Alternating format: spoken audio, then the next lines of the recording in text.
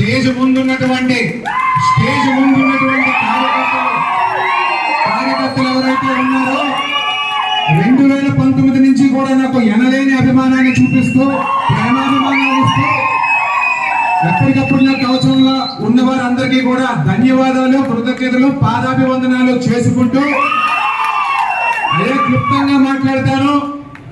గత 5 సంవత్సరాలుగా చీపురుపల్లి నియోజకవర్గం ఒక ఇన్ఛార్జ్ గానే కాకుండా విజయనగరం జిల్లా పార్లమెంటరీ అధ్యక్షుడిగా కూడా నాకు ఏదైతే పదవులు వచ్చాయో ఆ పదవుల్ని ఎంతో మంది తెలుగుదేశం పార్టీ కార్యకర్తలకు దగ్గరగా వెళ్లే సువర్ణ అవకాశంగా నేను భావిస్తున్నాను. చీపురుపల్లి నియోజకవర్గంలో ఎన్నో పోరాటాలు చేశాం. ఎక్కడ ఏ కష్టం వచ్చినా వాలిపోయాం. ప్రజల తరఫున మనమందరం కూడా పోరాటం చేయడమే కాకుండా మిగిలిన 6 నియోజకవర్గాల్లో కూడా క్యాడర్ కి ఎక్కడ ఇబ్బంది వచ్చినా అక్కడికి మనం వెళ్ళడం అనేది జరిగింది. ఏ పార్లమెంట్ లో కూడా లేని విధంగా మన పార్లమెంట్ లో 8 మంది మాజీ మంత్రులు ఇక్కడ ఉన్నారు. బహుశా మిగిలిన 24 పార్లమెంట్ నియోజకవర్గాల్లో ఎక్కడా కూడా పరిస్థితి ఉండదు. అటువంటి సీనియర్ల మధ్యలో ఎటువంటి ఇబ్బందులు కూడా లేకుండా ఎక్కడా కూడా గర్వంగా పోకుండా వాళ్ళు ఏ రకంగా చెప్తే ఆ రకంగా చేసుకుంటూ పక్క నియోజకవర్గాల్లోకి ఎప్పుడు ఇన్వాల్వ్ అవ్వకుండా అక్కడ ఎవరైతే ఇన్ఛార్జ్ ఉన్నారో వాళ్ళే ఫైనల్ అనుకుంటూ వెళ్ళానని చెప్పి సందర్భంగా మీకు తెలియజేస్తున్నాను. అదే రకంగా యువతకి ఒక మెసేజ్ అంటూ ఇస్తానండి. ఈ రోజున నాగార్జున ఈ రకంగా ఇక్కడ ఉన్నాడు అంటే పార్లమెంట్ నియోజకవర్గంలో ఉన్న ప్రతి యువకుడికి కూడా ధన్యవాదాలు చెప్తా ఉన్నాను.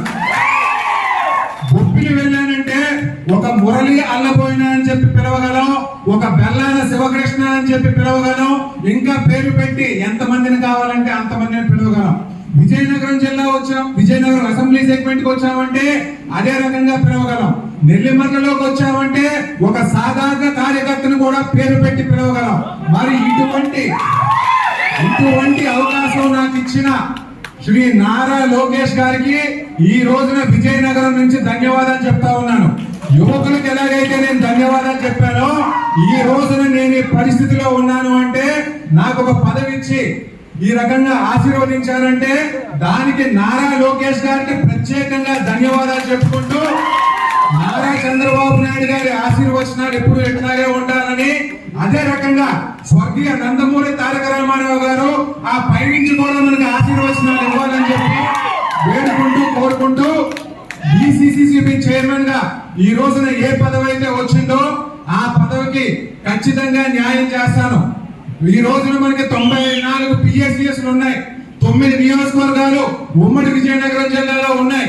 ఎవరికి ఎటువంటి సర్వీస్ కావాలన్నా, ఎంత సర్వీస్ కావాలన్నా అంత సర్వీసు ఇస్తూ ఈ బ్యాంకుకి ఇంకా ఎంత ప్రక్షాళన జరగాల్సి ఉంటే అంత ప్రక్షాళన కూడా చేసి ఈ బ్యాంకు తెలుగుదేశం పార్టీ వాళ్ళం మనం వెళ్ళిన తర్వాత ఈ బ్యాంకు ఏ రకంగా అభివృద్ధి చెందిందో మీ అందరికీ కూడా చూపిస్తానని చెప్పి ఈ సందర్భంగా తెలియజేసుకుంటూ ఈ అవకాశం ఇచ్చిన వాళ్ళందరికీ కూడా ధన్యవాదాలు చెప్పుకుంటూ సెలవు తీసుకుంటున్నా.